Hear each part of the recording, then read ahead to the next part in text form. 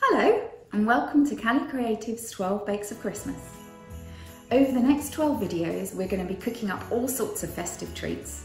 Today we're going to start with these beautiful but easy to make Yule logs.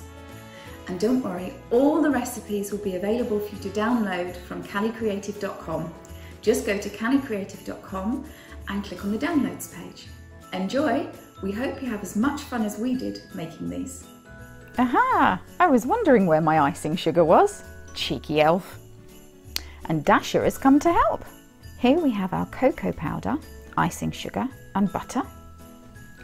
And we're going to add some milk and get mixing. Always mix your icing for about 3 to 5 minutes to make sure it's smooth and creamy. Now we've got everything we need: a Swiss roll, icing, a knife and a cup of hot water. And the girls are getting started.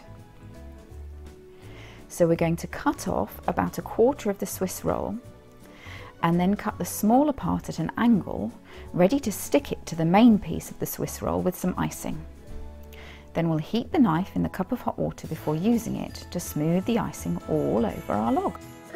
So Jessica has put the chocolate icing on her log, and she's gone from a nice shaped log. And then we have got some pre-made decorations. We also have some icing in black, red, dark green and white. And we have cutters in a holly shape and a snowflake shape and a Christmas tree shape and some cutters. So what's your design going to be, Jess? So my design is going to be like, the theme's going to be Christmas themed, so I'm going to do bits of snow. I'm going to make some hollies. And then that would be beautiful. do you want to know what I'm going to do with this tool? That side. I'm gonna make holes in it. I'm gonna get the green and then put it in here and then apply it to the things, the leaves. Okay. The green leaves. Right. Okay. Wait and see. So, Callie, what's your design going to be?